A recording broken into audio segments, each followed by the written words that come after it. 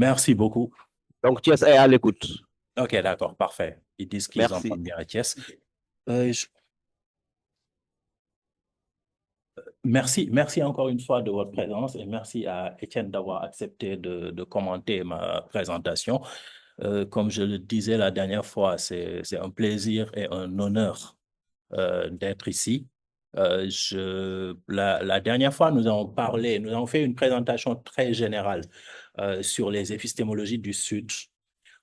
Aujourd'hui, je voulais vous présenter quelque chose sur quoi je suis en train de travailler, qui n'est pas encore totalement terminé et sur quoi j'aimerais avoir vos feedbacks, vos réactions, etc., pour voir comment ça marche. L'idée, c'est de réfléchir à notre situation écologique actuelle en me démarquant un peu et en prenant comme paradigme alternatif le paradigme de certaines sociétés non occidentales et notamment, j'appelle ça l'éthique du berger Peul, mais en fait, je pense que ce qui est valable pour les Peuls est valable pour beaucoup de peuples non occidentaux, de beaucoup de peuples africains. Et je pense que ça peut être intéressant comme voie alternative. Et j'essaie aussi, dans ma présentation, de pointer un peu les problèmes que j'ai dans l'application même du paradigme. Donc, votre aide sera la bienvenue sur ce plan-là. Mettons. Euh, je- je- le plan que j'ai sûr est le suivant. Je vais introduire en partant de deux caricatures.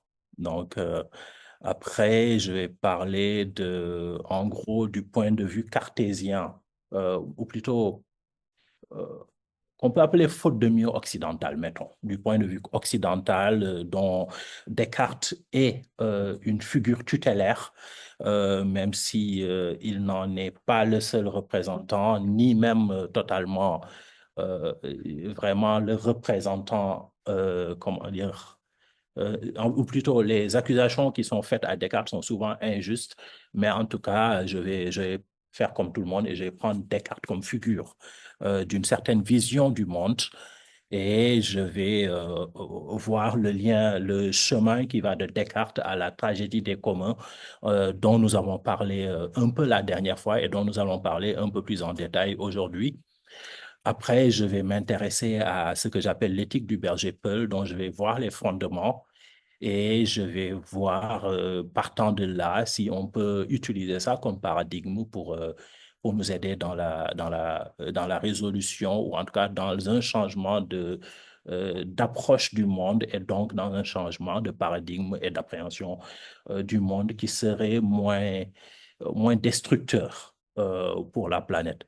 Je pense que nous pouvons, quelles que soient par ailleurs les pistes de solutions que nous proposons, nous pouvons tous, en tout cas, accepter que la situation écologique mondiale actuelle n'est pas satisfaisante et que cette situation-là est due à notre action en tant qu'humains sur le monde. Et donc, si on doit réparer le monde, c'est à nous de repenser notre action dans le monde. Et je pense que cette action-là est dépendante d'un certain nombre de considérations philosophiques, métaphysiques, etc. Et que donc, il faut radicalement changer de considération métaphysique, d'approche du monde, si on veut vraiment réparer, mettons, le monde. Donc, j'ai commencé par les caricatures. La première caricature, euh, vous voyez normalement sur le tableau les deux troupeaux et deux personnes qui accompagnent le troupeau. Donc, les personnes-là, si vous connaissez un peu, vous paraissent emblématiques de ce qu'est un peul, notamment le chapeau, par exemple, le chapeau, la calebasse, le bâton, tout ça, le foulard sur la tête, tout ça est assez emblématique du peul, mettons.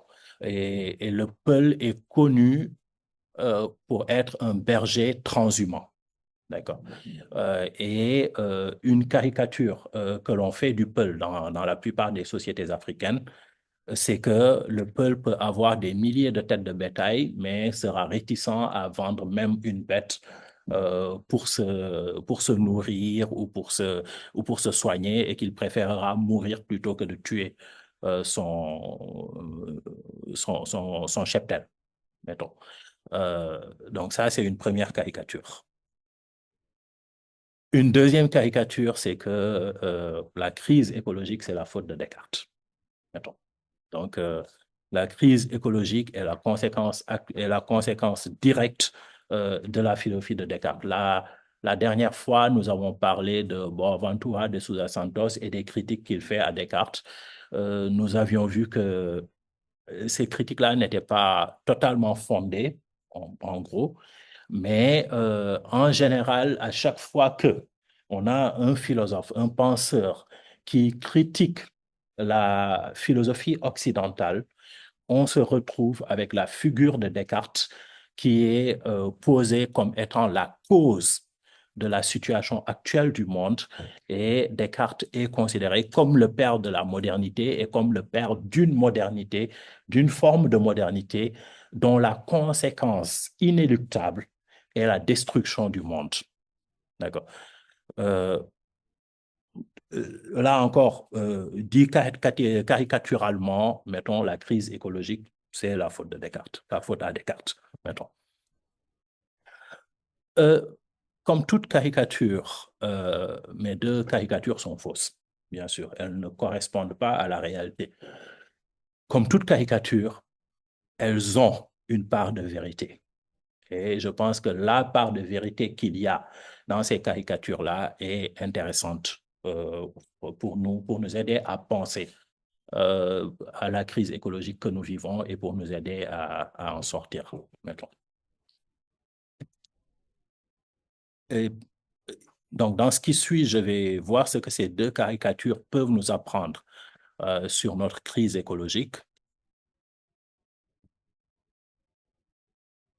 Et là, on revient à la figure, on revient toujours à la figure de Descartes quand on critique la philosophie, la vision occidentale du monde qui est censée être à l'origine de la destruction actuelle de l'environnement.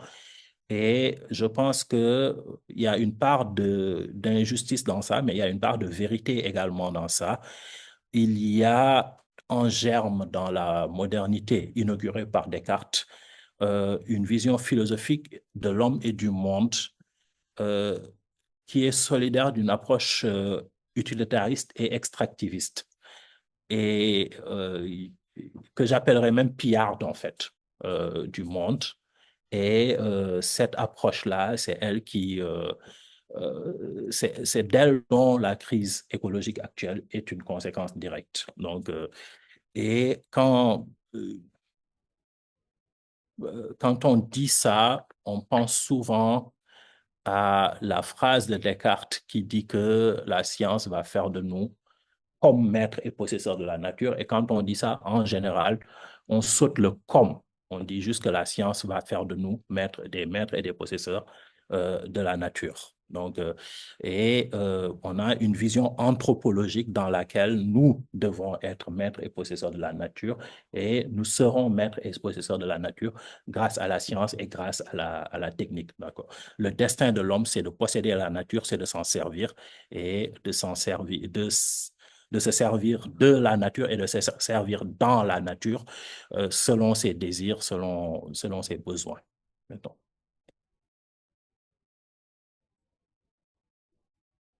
OK.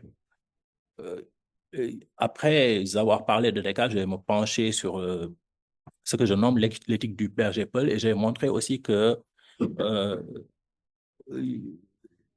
c'est cette éthique-là, en fait, qui est au fondement de la caricature qu'on fait du berger Paul. L'idée que le berger Paul va mourir plutôt que de vendre son cheptel, il y a quelque chose de profondément vrai dans cette idée-là, qui est que le berger Paul considère qu'il est de sa responsabilité de préserver le cheptel à tout prix et sa vie n'est pas plus importante que celle de son cheptel, voire sa vie est beaucoup moins importante, en fait, que son cheptel. D'accord. Donc, on peut spinner ça maintenant positivement ou négativement. On verra comment on va spinner ça.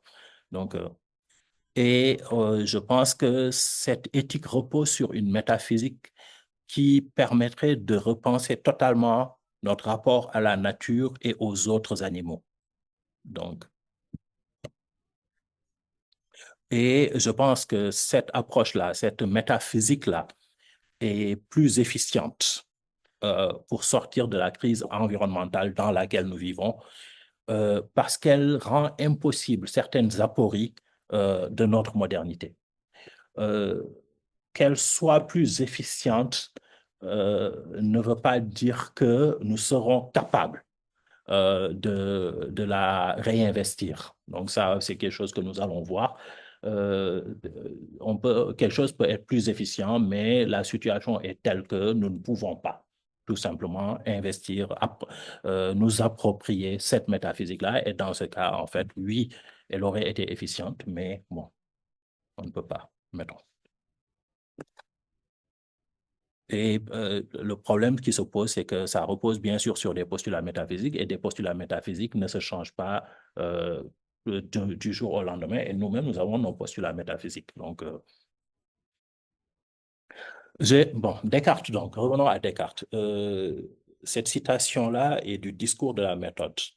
Euh, Descartes dit, après avoir parlé des règles de la méthode, il me semble, elles m'ont fait voir qu'il est possible de parvenir à des connaissances qui soient fort utiles à la vie et qu'au lieu de cette philosophie spéculative qu'on enseigne dans les écoles, on peut en trouver une pratique et ainsi nous rendre comme maîtres et possesseurs de la nature.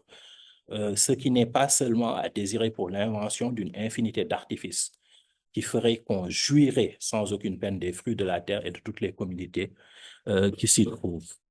Euh, cette, cette citation, en fait, est souvent tronquée parce qu'on enlève souvent le comme. Maître et possesseur de la nature, déjà, on dit juste que Descartes fait de nous des maîtres et possesseurs de la nature. Pour Descartes, la science et la technique vont faire de nous des maîtres et possesseurs de la nature. Et une chose qui est intéressante dans cette citation, c'est l'idée que le but du jeu, c'est de jouir sans peine des fruits de la terre et des commodités qui s'y trouvent.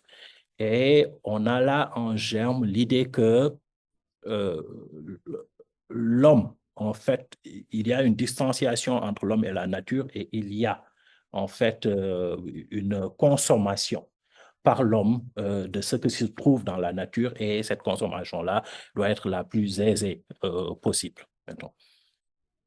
Euh, je- la personne que je mets ici s'appelle Yostrom Isaac Kuhit-Adam.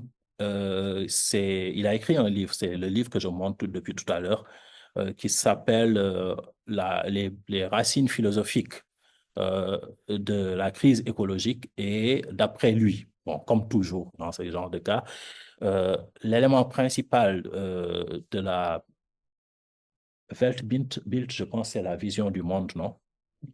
Ok. Donc, je suis un normal sup, je savais que les gens parlaient allemand. Euh, de la vision du monde moderne en termes d'émergence du sujet archimédien moderne, la conception du monde physique, euh, y compris les êtres animés, euh, comme réduits à de la matière, de la pure matière étendue, à travers une division dualistique entre l'homme et le reste du monde physique, a son origine dans la philosophie cartésienne. Et la triple fondation de la vision du monde moderne en termes d'anthropocentrisme exagéré, d'une conception mécaniste du monde naturel et d'un dualisme métaphysique entre l'homme et le reste du monde physique, peut, tout ça peut être largement retracé à la pensée cartésienne avec des conséquences écologiques directes, conséquences qui sont négatives, bien sûr. Euh, on le sait, enfin, tous ceux qui ont fait philo, Descartes en tout cas, le savent, dans la philosophie cartésienne, on a une distinction entre la chose étendue, res extensa, et la chose pensante, la res cogitans. Et la chose pensante, en fait, c'est l'âme humaine. Et c'est ce qui fait, c'est ce qui est l'essence de l'homme. L'âme humaine est l'essence de l'homme. Et l'âme humaine fait que l'homme est incommensurable aux autres objets de la nature. Et dans la philosophie cartésienne et chez les cartésiens plus tard, chez beaucoup de cartésiens plus tard, euh, les animaux eux-mêmes sont de pures étendues. Les animaux ne sont pas doués d'âme du tout, ce qui va donner des choses aussi absurdes, pardon, ce qui va donner des idées comme le fait de dire que, par exemple, les animaux ne souffrent pas. Et les animaux sont des machines, sont de pures machines. Les animaux ne sont pas dotés d'âme. Et si les animaux ne sont pas dotés d'âme, ça veut dire que si je me mets à torturer un animal, même si l'animal semble souffrir, l'animal ne souffre pas. De manière euh,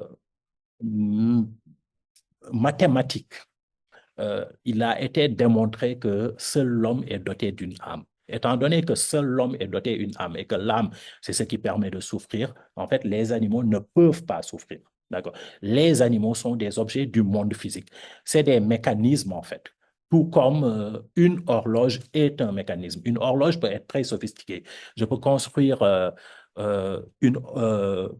par exemple, une statue qui marche, un mécanisme, etc. Je peux le faire de manière très sophistiquée. On peut avoir l'impression d'avoir une personne, mais étant donné que cette machine-là n'a pas d'âme, en fait, même si elle imite parfaitement l'humain, elle ne va pas être humaine et elle ne va pas souffrir. De la même manière, nous disent les cartésiens notamment, les animaux eux-mêmes ne peuvent pas souffrir parce que les animaux ne sont pas dotés d'âme. D'accord? La seule entité qui est dotée d'une âme, c'est l'homme. Et donc, l'homme est la seule entité qui peut souffrir, qui peut penser, qui peut, etc., etc. D'accord. Du coup, il y a une incommensurabilité chez Descartes de l'homme par rapport aux autres animaux et par rapport aux autres entités qui existent dans le monde. Qualitativement, c'est totalement différent. Et du coup, l'homme va être au centre de la création et ses désirs et ses besoins vont primer sur tout le reste. D'accord? Tout le reste est là pour nous servir. Donc, et nous, nous sommes au centre, c'est nous qui décidons de ce que nous voulons ou de ce que nous ne voulons pas, selon nos pensées rationnelles, mais également selon nos passions. Donc, et bien sûr, le monde naturel lui-même obéit à des lois qui sont mécanistes et qui sont donc rigides et déterministes. D'accord. Euh, donc, la science nous permet de découvrir ces lois-là et permettant de découvrir ces lois-là, nous permet de consommer ce que nous voulons consommer, d'avoir une maîtrise totale de tout ce qui existe et qui n'est pas nous, qui n'est pas doté d'une âme. D'accord. Et en fait, ce mécanisme-là, cette vision du monde déterministe, mécaniste, etc., elle se retrouve même en fait en économie, qui est pourtant la science, une science qui émerge des interactions entre les humains. Par exemple, Adam Smith, euh, cette citation est connue de quasiment tout le monde. L'homme a continuellement besoin du secours de ses semblables, et c'est en vain qu'il l'attendrait de leur seule bienveillance. Ce n'est pas de la bienveillance du boucher, du marchand de bière et du boulanger que nous attendons notre dîner, mais bien du soin qu'ils apportent à leurs intérêts. Nous ne nous adressons pas à leur humanité, mais à leur égoïsme. Et ce n'est jamais de nos besoins que nous leur parlons, c'est toujours de leur avantage. Il, il y a là une vision des rapports humains euh, qui, d'une certaine manière, les déshumanise et en fait de pur calcul. Euh, tout ce qui est scientifique, en fait, doit être réductible au calcul. Et y compris dans les rapports interhumains. Quand on essaie, nous dit Adam Smith dans La richesse des nations, de dire, OK, nous sommes une société, nous avons des besoins et les autres doivent satisfaire, les autres peuvent satisfaire nos besoins, donc nous devons créer des relations humaines qui sont telles que nous allons faire société et chacun essaie de subvenir aux besoins de l'autre, d'aider l'autre, etc., etc. Pour Adam Smith, ça ne marche pas en fait. D'accord. La seule manière pour que ça marche, c'est de se laisser gouverner euh, par les règles qui se dégagent mécaniquement de nos interactions, du fait que nous avons des désirs, des besoins, et nous agissons dans le monde pour satisfaire ces besoins et ces désirs-là. Et en fait, c'est là qu'il pose la main invisible, les interactions-là font que nous arrivons à des équilibres qui sont des équilibres optimaux. D'accord. Donc, il y a un déterminisme des rapports humains qui vient du fait qu'il faut sortir l'humanité même de ces rapports humains-là pour que l'économie soit possible. Et dès qu'on se met, nous dit Adam Smith, à parier sur la bienveillance, sur les sentiments, sur les rapports interindividuels construits, là, ça ne marche pas en fait. Il faut que ce soit quelque chose de calculé, de calculable. Et du coup, quand on y réfléchit, les rapports économiques eux-mêmes chez Adam Smith ne sont pas vraiment des rapports interpersonnels ou éthiques.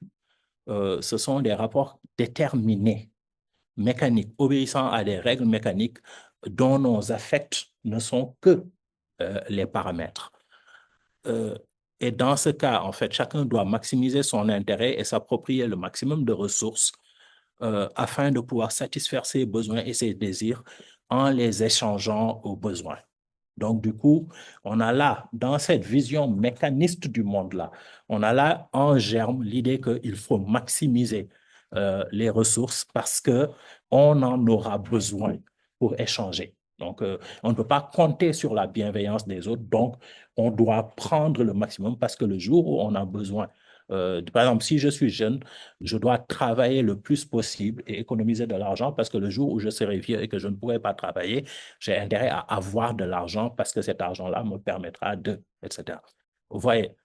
Et en fait, d'une certaine manière, les lois du marché font fi de la sociabilité et s'imposent en droit à tous parce que c'est des lois mécaniques qui résultent du calcul des affects et des intérêts.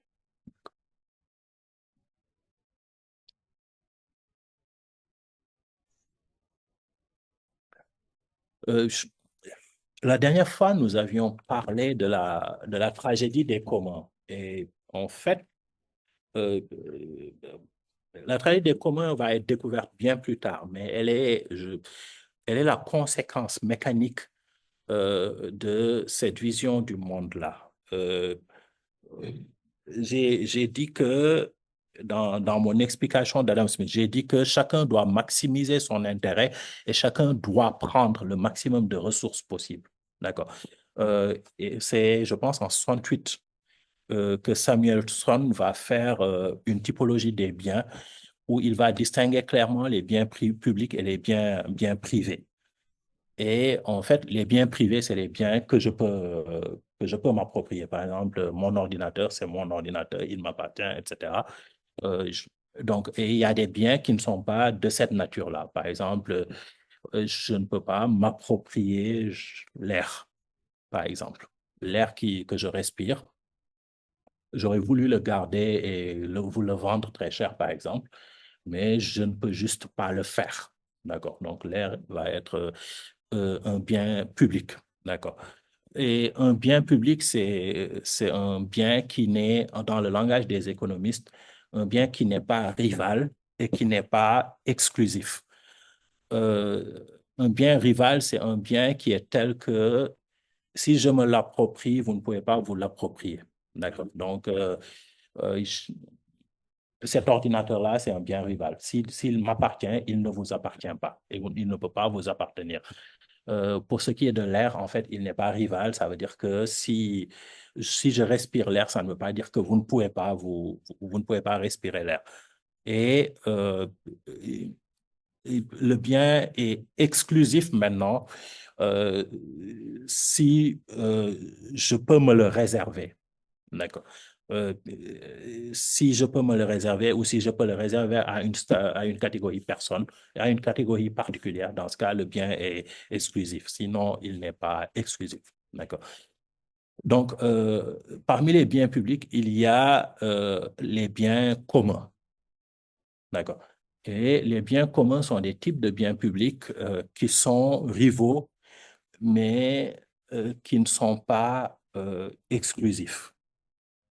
Si je prends, par exemple, l'exemple typique, c'est un arbre fruitier qui pousse, un arbre fruitier, par exemple, qui pousse sur la voie publique.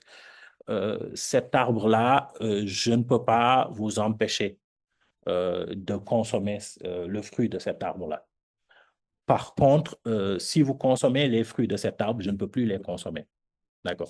Si je prends un arbre qui pousse dans la rue, si je viens, que je prends une bascule, que je prends un camion et je prends tous les fruits de l'arbre, quelqu'un d'autre ne peut plus les prendre. Donc, ça veut dire que le bien lui-même, il est rival. Le fruit de l'arbre, si je le prends, tu ne peux plus le prendre. D'accord. Maintenant, le problème, c'est que il est rival, mais il n'est pas exclusif. Le premier qui vient peut se servir.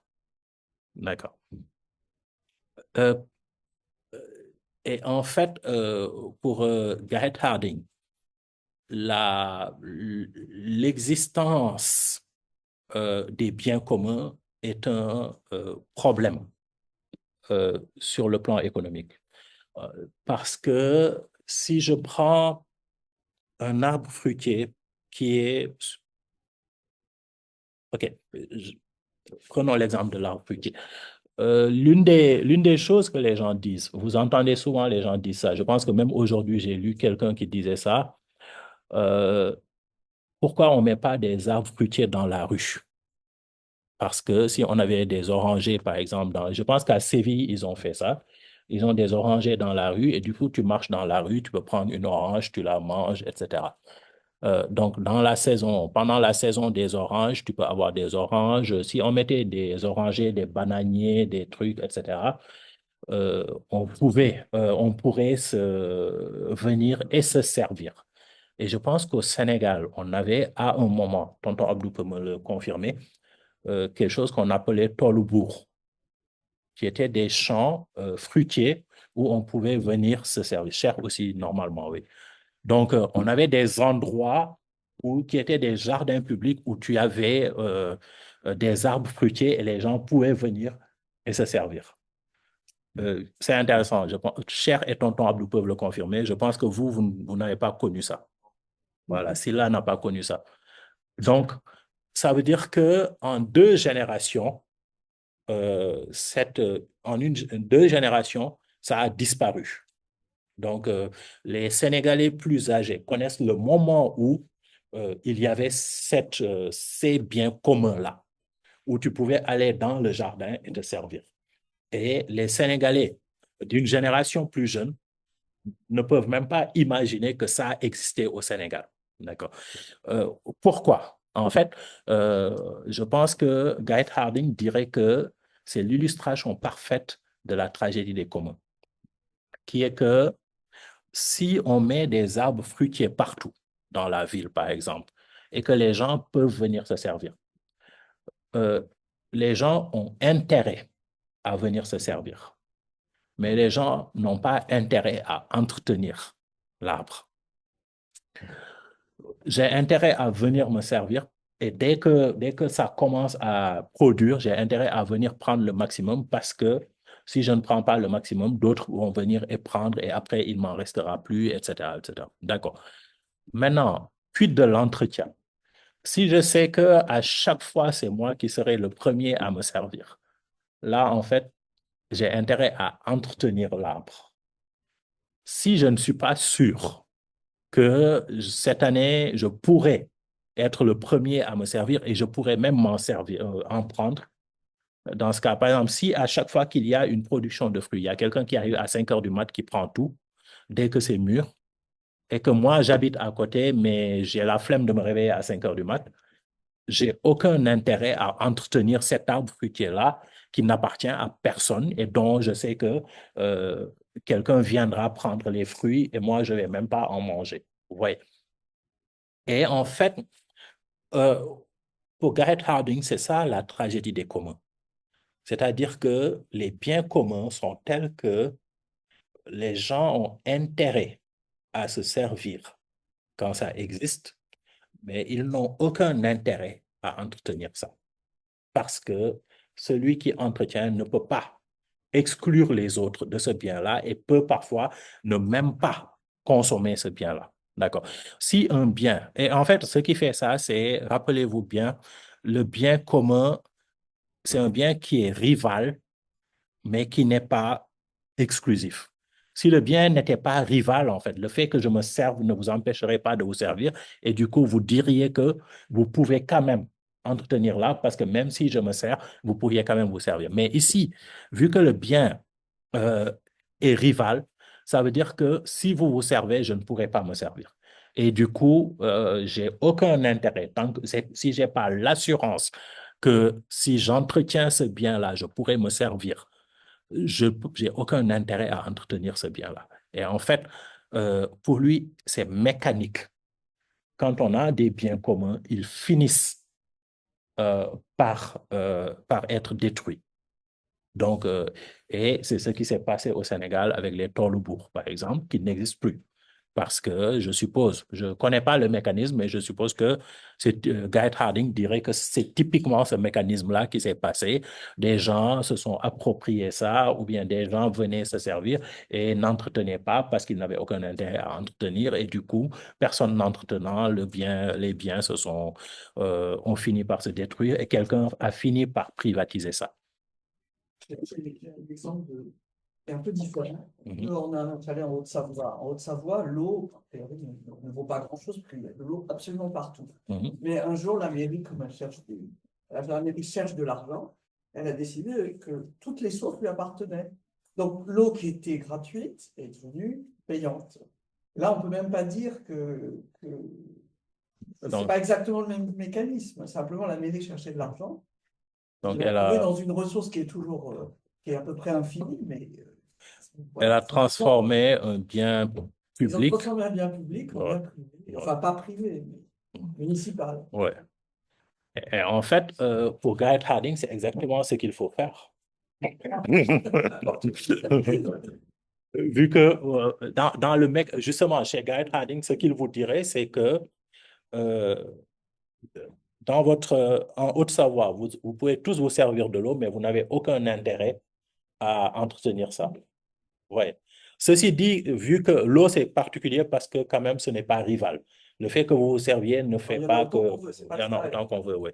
Mais en tout cas, pour lui, les biens communs sont tels que vous avez intérêt à les privatiser, par exemple. Parce que si vous ne les privatisez pas, la ressource va se détériorer. D'accord.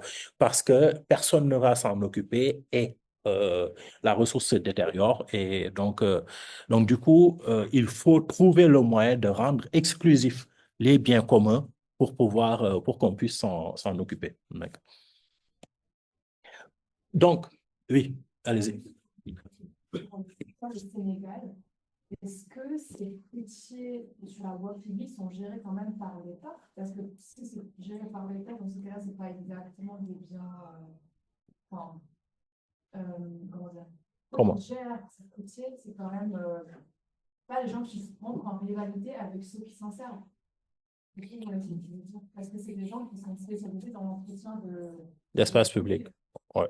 Non, normal, je pense qu'un des phénomènes qui a fait que les jardins, les tolloubourgs ont disparu, c'est aussi la crise les plans d'ajustement structurel qui ont fait que les gens qui étaient payés pour entretenir ça n'étaient plus payés. Il n'y avait plus de jardiniers publics, par exemple.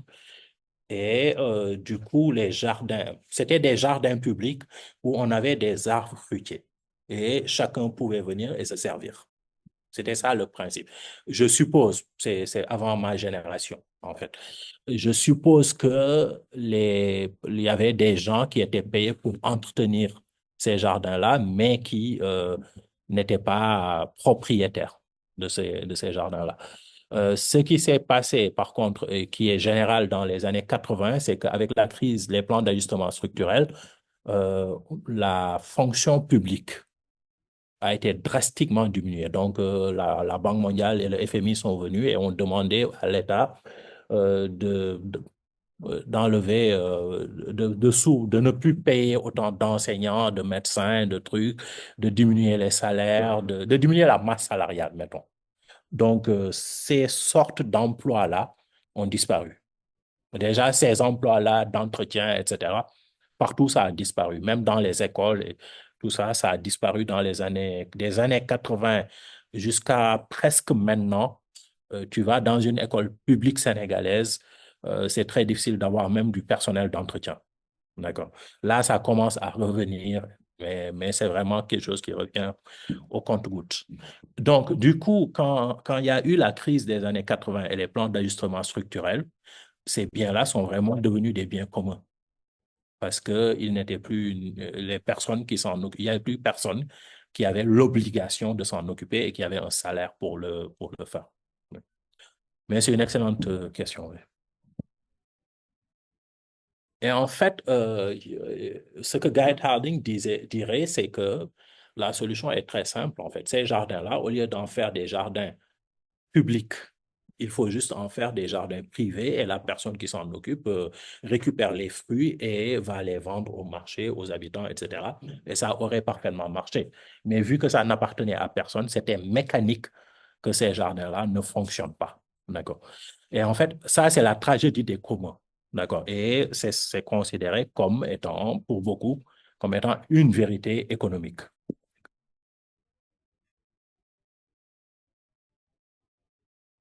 Maintenant, revenons à notre berger Paul.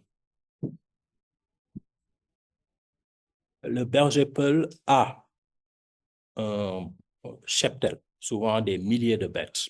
D'accord. Et effectivement, souvent, il va être très, très réticent à vendre son troupeau pour se soigner, par exemple. Mettons. Il peut vendre une vache, deux vaches, il peut, etc. Mais par exemple, supposons que je sois un berger Peul et que j'ai un cancer et qu'on me dise que, OK, tu peux m'amener en France pour, je sais pas, 4-5 millions et me soigner. Mais il faudrait vendre tout mon cheptel. 90% des bergers Peul diraient, OK, la volonté de Dieu, c'est que je meure. Parce que s'il ne voulait pas que je meure, il ne m'aurait pas donné un cancer qui coûte le prix de mon troupeau. Donc, le troupeau, je n'ai pas le droit de m'en débarrasser. D'accord. Donc, du coup, et ça, en fait, je pense que oui, c'est vrai que le berger peul, par exemple, ne mange pas beaucoup de viande et dans l'histoire des peuls, la viande était à un moment tabou. Maintenant, bon, ce n'est plus totalement le cas avec l'islamisation, mais même avec l'islamisation, les Peuls ne mangent pas beaucoup de viande. Ils vont plutôt boire du lait, vendre du lait, vendre une ou deux, notamment des caprins, etc., pour vivre. Mais surtout la vache c'est quelque chose que très difficilement ils vont vendre. D'accord. Ça, c'est un fait. D'accord. Même si caricaturalement, tu ne vends même pas une vache pour te soigner ou pour manger, c'est peut-être pas totalement vrai. D'accord. Mais le fait est là. Pour ceux qui ne savent pas, les Peuls sont des peuples de bergers transhumants africains. D'accord. Euh, et ils sont du coup disséminés dans beaucoup de pays d'Afrique. Par exemple, j'ai pris cette carte sur un livre sur les Peuls et dans un livre sur les Peuls et en gros, la carte montre juste les endroits où ils ont mené des enquêtes. D'accord. Et quand vous regardez, ça va du Sénégal en Afrique de l'Ouest au Tchad, en passant par le Mali, le Niger, le Cameroun, la République centrafricaine, etc. Donc, dans toute la savane africaine, il y a des peuls et juste même jusqu'en euh, peut-être pas totalement dans la forêt, mais en tout cas, dans toute la savane africaine, il y a des peuls, d'accord? Et les peuls vont transhumer. C'est pas des sédentaires, c'est des éleveurs qui vont accompagner leurs troupeaux d'un point à un autre avec une structure très complexe de la transhumance. Donc, euh, les, certains vont dire, il y a des gens qui disent que les Peuls sont les Juifs d'Afrique, par exemple. Et l'idée, c'est que partout où ils sont, les Peuls sont minoritaires. Dans tous les pays où ils sont minoritaires. Il y a très peu de pays. Je pense qu'il n'y a qu'en Guinée que les Peuls sont majoritaires. Et même là, la majorité, c'est une majorité très faible, il me semble. Mais c'est même pas sûr. Donc, ils sont disséminés dans beaucoup de pays d'Afrique. La langue est parlée presque partout en Afrique, mais elle est toujours minoritaire. D'accord.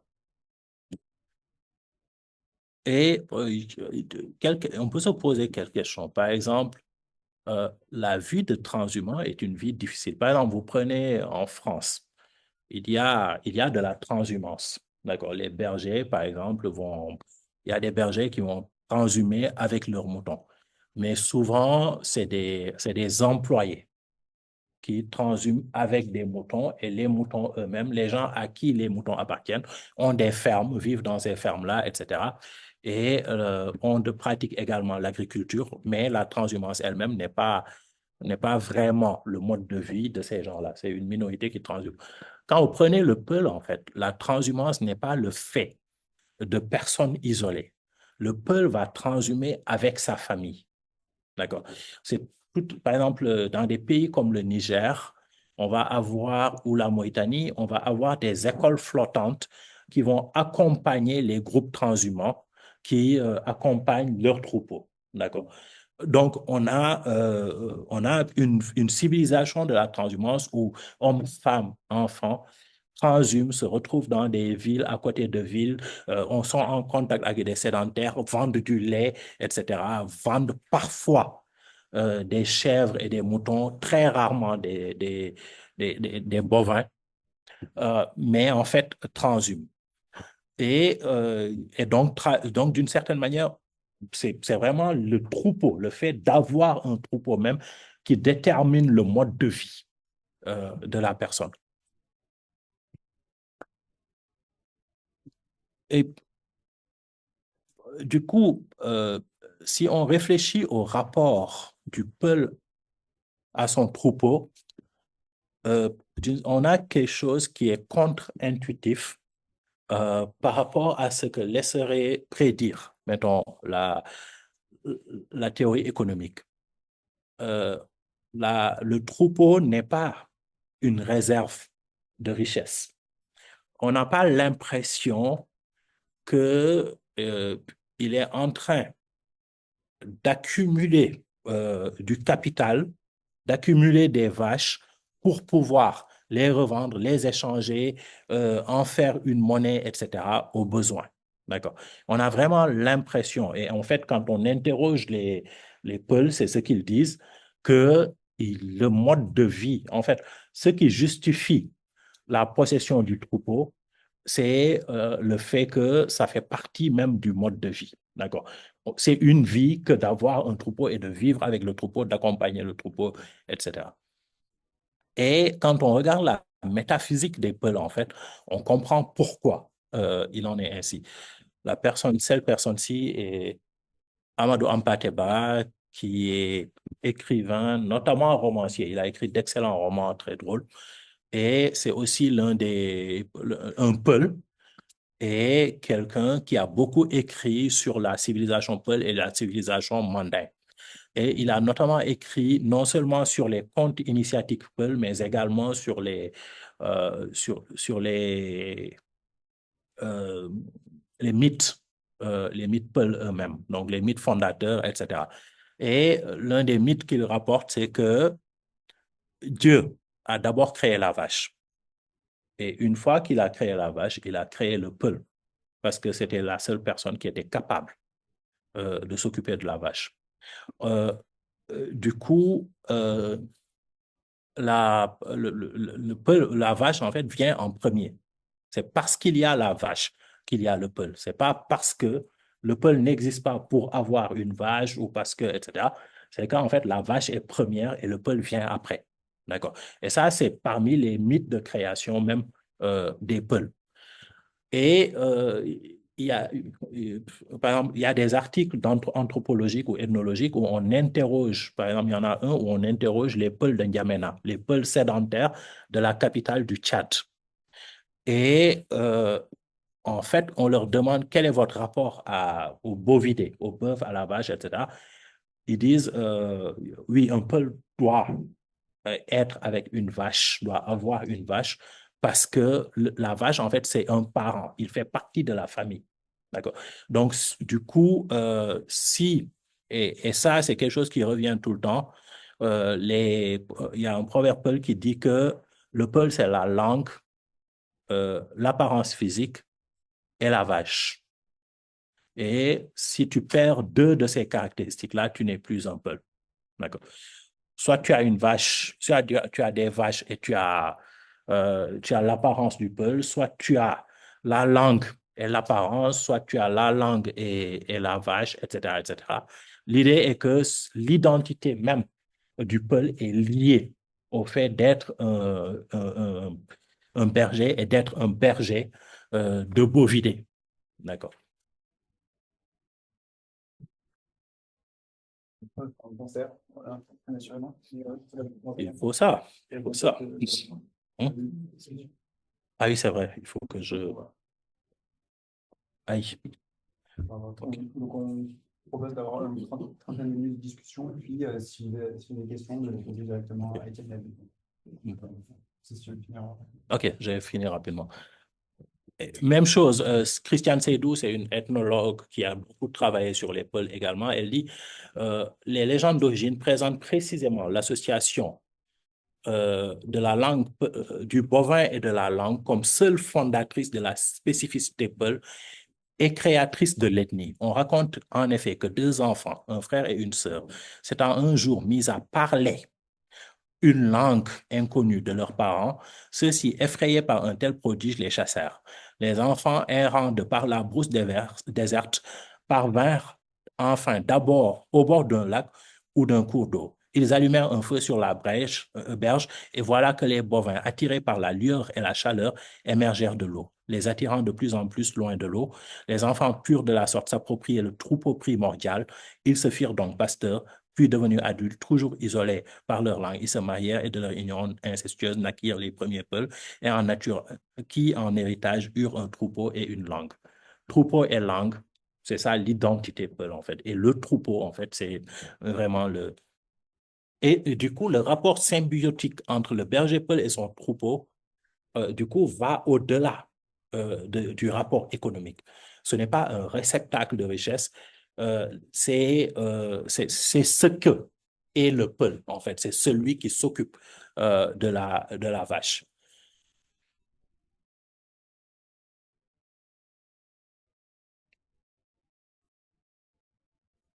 Et du coup, les enjeux, le florissement, le fait que le troupeau soit florissant, en fait, c'est une condition même de l'existence du peul, de la personne en tant que personne.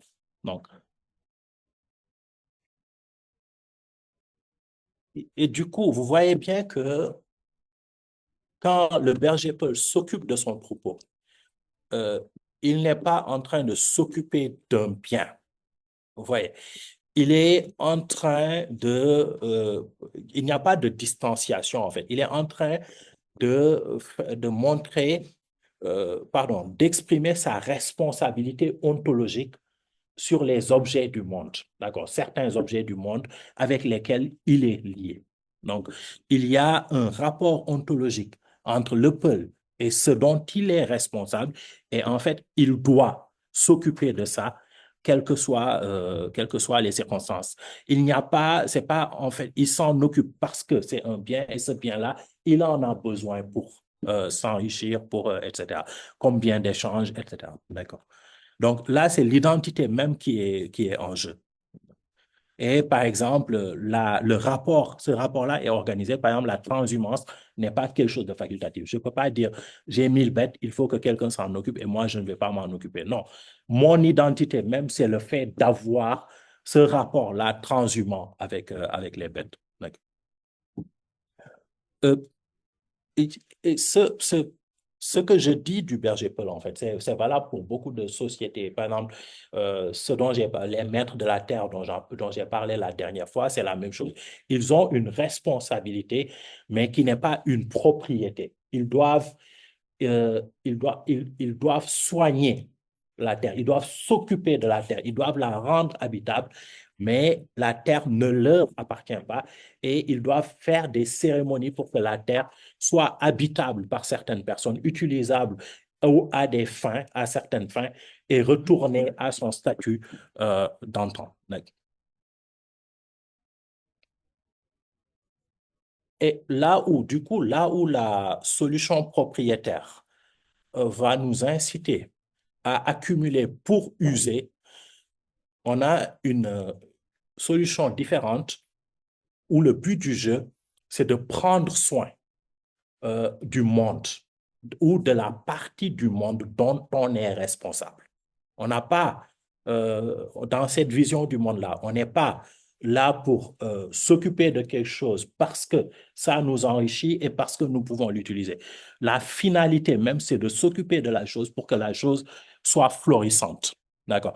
Et il y a des gens qui s'occupent de la terre, il y a des gens qui s'occupent des vaches, il y a des gens qui s'occupent d'autres choses. Donc, chacun a une responsabilité envers une partie et les relations se construisent via cette responsabilité-là envers la terre, les vaches, certaines parties du monde, etc., etc. Et ce qui est fascinant, c'est que si vous lisez Adam Smith, en fait, cette idée-là se trouve chez Adam Smith. Adam Smith dit l'égoïsme, en fait, c'est ce qui nous permet de fonctionner. C'est ce qui permet à la société de fonctionner et tout. Mais Adam Smith lui-même dit une compagnie de marchands est incapable de se considérer comme souverain, même après l'être devenu. Les marchands, par une étrange absurdité, ne tiennent le caractère de souverain que comme accessoire à celui de marchand.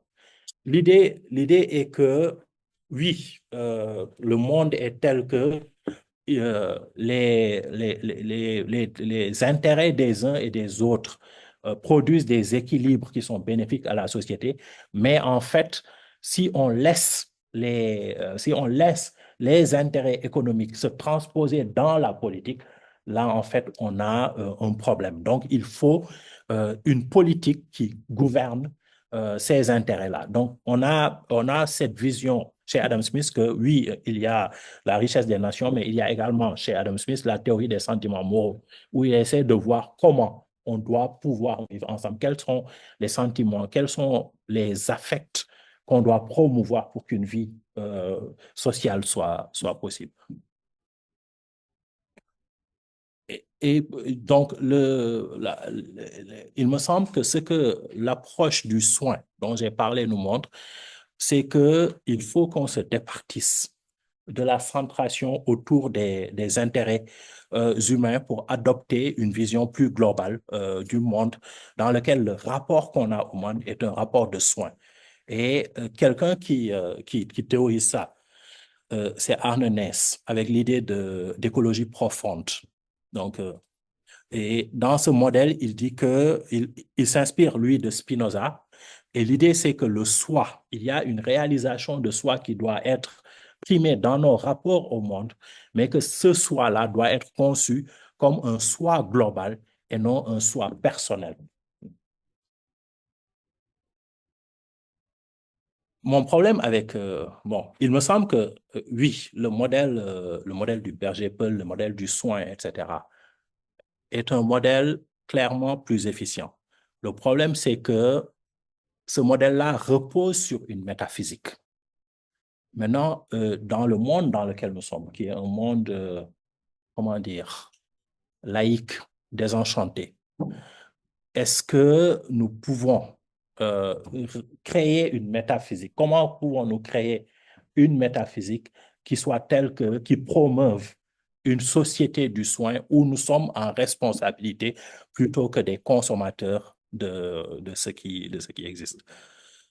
C'est vraiment un problème qui a à voir avec la manière dont les gens décident. Et il me semble que nous avons à côté de nous un spécialiste de la décision. Ça, c'était la slide que vous n'aviez pas. Merci. Merci, M. Guy.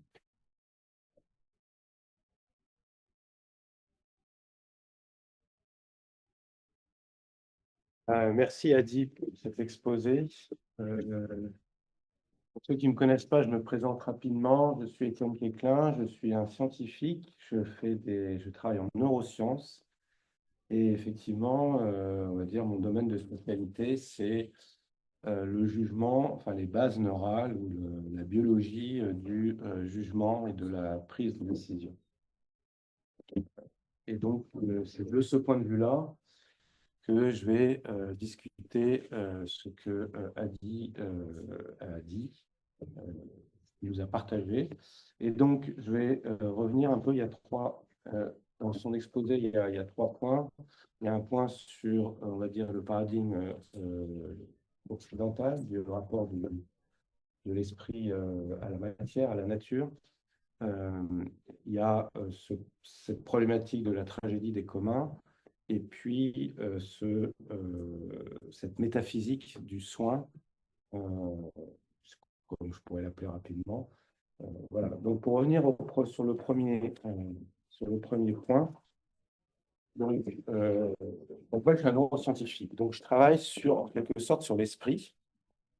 Le but des neurosciences aujourd'hui, ce qu'on appelle les neurosciences cognitives, c'est de comprendre comment le fonctionnement du cerveau humain produit la pensée humaine et donc le comportement humain.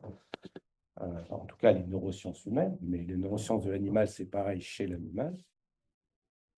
Et Descartes, comme l'a remarqué Adi, effectivement, on le place comme étant un peu au fondement de la modernité occidentale. C'est que c'est de la civilisation occidentale, d'un paradigme de pensée de la modernité occidentale qui est celui donc d'une forme de dualisme entre le corps et l'esprit. Donc d'un côté, c'est le dualisme cartésien, d'un côté on a l'esprit et puis de l'autre côté on a le corps. Ce sont deux entités quasiment indépendantes et l'esprit contrôle le corps et par là même va contrôler la nature, etc. Alors évidemment, il y a une jonction entre les deux, donc c'est un des problèmes de la pensée cartésienne, c'est la jonction entre les deux, c'est le problème du dualisme en général. Et alors à l'opposé, hein, évidemment, on a à peu près à la même époque, on a le monisme de Spinoza, où corps et esprit sont deux attributs d'une même substance, c'est deux manifestations différentes d'une même substance. Et donc, l'humain, comme l'a rappelé Adi, dans ce paradigme-là, cartésien, occidental, de la modernité occidentale, se conçoit comme étant étranger à la nature, comme étant extérieur, incommensurable, comme disait Adi. Alors, ça passe par le fait que, notamment, la quintessence de l'humain dans ce paradigme-là, c'est la pensée rationnelle, ce qu'on appelle les facultés cognitives supérieures, comme le raisonnement, la résolution de problèmes, le langage. Et donc, c'est parce que l'humain a ces capacités-là que c'est le propre de l'homme, c'est ce qui le légitime dans cette possibilité de contrôler son environnement, la nature, etc. Alors, ce qui est intéressant aujourd'hui, l'époque est intéressante aujourd'hui, c'est que toutes ces facultés cognitives supérieures C'est ce qu'on arrive relativement bien à implémenter aujourd'hui dans des machines, ce qu'on appelle l'intelligence artificielle. On sait faire des IA qui raisonnent de façon extrêmement efficace. Par exemple, comme vous le savez, on a des IA qui jouent à des jeux très complexes comme le Go et qui battent les meilleurs humains. On a des IA qui produisent du langage, hein, comme ce qu'on appelle les large language models, comme ChatGPT, DeepL, ce genre de choses. Et puis, résolution de problèmes, on sait faire aussi des IA qui font des démonstrations de théorèmes automatiques, etc. Tout ça, on sait très bien faire sur l'IA. Or, ce qui est intéressant aujourd'hui, c'est que précisément dans ce paradigme de pensée occidentale, qui produit en quelque sorte aussi l'IA, c'est ce qui fait le propre de l'homme dans ce paradigme, c'est précisément ce qu'on peut le plus facilement externaliser dans des machines, alors que des choses aussi simples, tout ce qu'on fait dans la vie et auxquelles on ne pense pas, comme par exemple courir, comme par exemple gravir des sentiers escarpés, etc., toute motricité notamment, et ça, on a énormément de mal à le mettre, à le mécaniser, parce que en fait, c'est d'un ordre de complexité bien supérieur à tout ce qu'on peut imaginer dans les IA aujourd'hui. Alors, pour prendre un exemple, les facultés cognitives supérieures font appel essentiellement dans une région du cerveau qu'on appelle le cortex, et tout ce qui est la motricité. Je prends cet exemple de la motricité, c'est associé à un autre élément, un autre organe du cerveau qu'on appelle le cervelet, qui est un petit cerveau. Mais ce qu'on sait peut-être moins, c'est que dans le cervelet, il y a 5 fois plus de neurones que dans le cortex cérébral. Donc on a une structure qui est beaucoup plus petite, elle doit être ramassée parce qu'elle doit être rapide, mais qui doit gérer une complexité qui est bien supérieure à la complexité qu'on peut imaginer lorsqu'on joue au Go, etc. C'est simplement la complexité de marcher, de courir, de se déplacer dans le monde. Bref, c'est tout notre rapport au monde qui est en fait très complexe. Donc, dans ce paradigme occidental, l'IA, en fait, nous rappelle, ou peut-être nous invite à repenser les choses différemment. Et ce que nous apprennent les neurosciences aujourd'hui également, c'est que, en fait, c'est pas tant l'esprit humain qui fait que nous sommes différents des autres espèces animales ou des autres espèces vivantes, mais en fait, les neurosciences nous apprennent que, par exemple, si on prend le cerveau des mammifères, en fait, on a une unité très importante. Depuis les rongeurs jusqu'à l'homme, en fait, le cerveau est fait de façon relativement comparable, très comparable. Je vous rappelle, par exemple, que notre génome est à 99% comparable au génome des primates non humains. Et donc, la structure du cerveau est vraiment très comparable.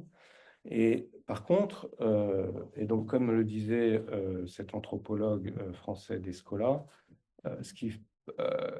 le paradigme occidental est assez spécifique dans le sens où il considère que c'est l'esprit qui nous distingue des autres espèces animales et qu'au contraire, notre nature, notre corps, c'est ce qui fait qu'on appartient à la nature, alors que dans beaucoup de civilisations, un peu peut-être comme celle des Berger-Peul, et ce que montrent les neurosciences aujourd'hui, c'est que le cerveau, l'esprit, la manière de fonctionner est très comparable entre les différentes espèces animales, les mammifères, et que cet esprit comparable s'incarne en fait dans des corps qui sont différents. Donc, ce qui nous distingue des autres espèces animales, ce n'est pas l'esprit, c'est plutôt notre corporalité. Alors, je dis, ne me faites pas dire ce que je n'ai pas dit, que on a le même esprit que des rongeurs, etc., mais on partage quelque chose de commun. On a un esprit qui, globalement, est commun, et il y a des petites choses qui se rajoutent chez l'homme par rapport aux rongeurs, mais qui ne sont pas les plus fondamentales, en fait, qui sont finalement les choses les plus accessoires. Tout ce qui est fondamental dans le fonctionnement de notre esprit, dans notre rapport au monde, en fait, de pouvoir vivre dans le monde, et en fait, il est déjà présent chez les rongeurs.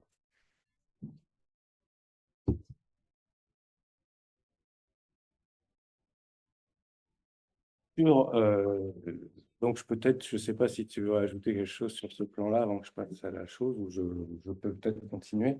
Donc, donc en fait, le problème voilà, donc un des problèmes du paradigme occidental de la modernité, c'est donc de placer l'homme à l'extérieur de la nature, et que c'est finalement, avec l'émergence de l'IA, etc., on s'aperçoit qu'en fait, il faut peut-être raisonner différemment, et que peut-être les problématiques du développement durable, c'est replacer précisément l'homme à sa place dans la nature. Et j'en reparlerai. L'autre point que je voudrais aborder, de commenter, pas aborder, puisque Adil l'a très bien fait, c'est le problème de la tragédie des communs et des biens publics. Donc l'environnement, en quelque sorte, la nature, on peut le voir comme étant une espèce de bien commun. Et donc, comme on a vu, pour les communs notamment, il y a la solution de le privatiser. L'autre solution, c'est évidemment d'avoir un État, en quelque sorte, une institution collective qui va gérer les communs. Mais il ne faut pas oublier que l'État, c'est un acteur comme un autre.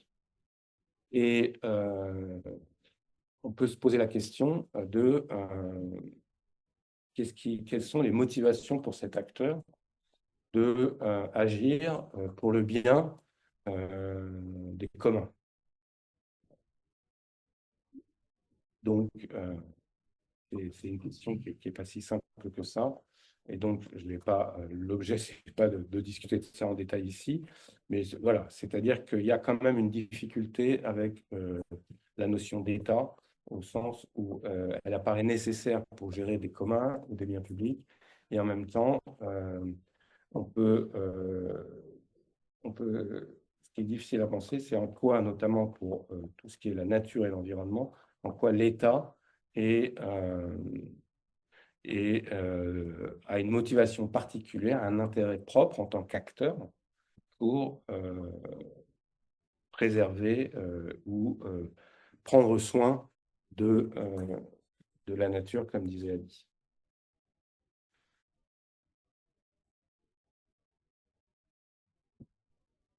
Donc, si c'est une question qui se pose, et on ne peut pas imaginer rendre en quelque sorte une institution collective comme l'État propriétaire d'un bien, puisque quelle serait sa motivation pour préserver et prendre soin de ce bien. Mais il faut peut-être changer un certain nombre de choses, notamment en ce qui concerne la notion de propriété, et se concevoir plus comme dépositaire. En fait, nous, humains, nous sommes dépositaires des biens communs, naturels, en tant que nous faisons partie de cet ensemble, que nous appartenons à la nature. Donc ça, c'est très important. C'est donc cette idée, donc je reviens à cette idée que j'avais développée un peu auparavant, c'est que aujourd'hui, les neurosciences modernes nous invitent vraiment à nous repenser comme étant faisant partie prenante de la nature, et même en ce qui nous concerne notre esprit, si vous voulez. Et donc, qu'est-ce que ça veut dire? Ça veut dire que, au fond, quel est le propre du vivant? Le propre du vivant, c'est des êtres vivants, c'est que les êtres vivants, ils vivent toujours au sein d'une population de semblables, de congénères. Il n'y a pas d'être vivant unique, isolé. Et évidemment, ils vivent tous ensemble, ils interagissent en permanence ensemble, ils dépendent tous des uns des autres. Et donc, on vit dans des populations de congénères et dans une population plus large d'êtres vivants. Et dans ce qui est le moteur du vivant, un être vivant, c'est qu'il d'abord doit persévérer dans son être, c'est-à-dire que le propre du vivant, c'est de persévérer dans son être, c'est-à-dire de s'individualiser, de faire en sorte que son être, c'est pas être un clone d'un de ses congénères, mais d'être lui-même. Et en même temps, l'autre force du vivant, c'est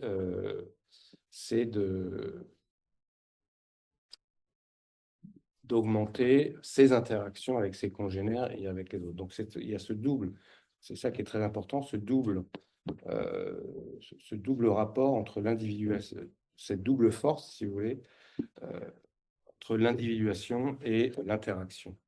Et donc, il faut absolument repenser notre rapport au monde comme à la fois développer ce qui est le propre de l'homme, mais en même temps le développer en interaction avec le vivant, peut-être par la notion de soin, etc. Je vais peut-être m'arrêter là pour laisser du temps à une discussion, à ouvrir la discussion à tout le monde. Voilà. Merci.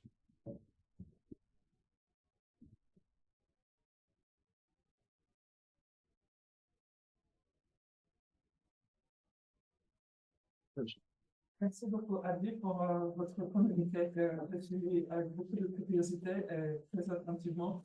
Et comme je trouve toujours que quand on construit un argument dans un communiqué comme ça, le choix des auteurs, on n'est jamais innocent.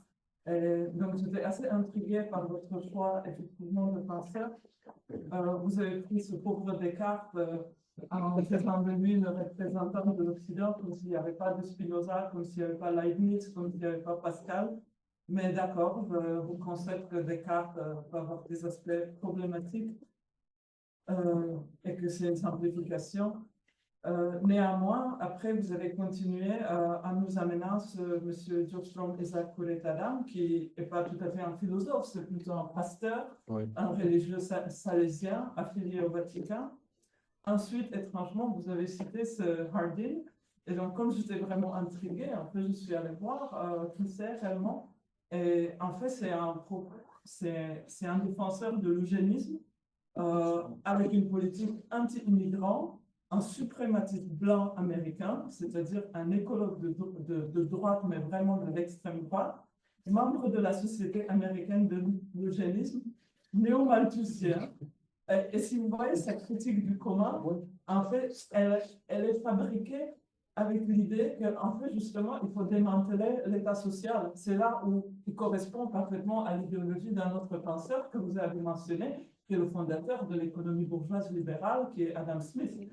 Parce que l'idée de ce Harding, c'était effectivement que si l'État s'occupe des biens publics, ou s'il y a des biens publics, c'est que les gens vont faire des enfants, ils vont trop se reproduire, alors que le but, c'est justement de diminuer la population.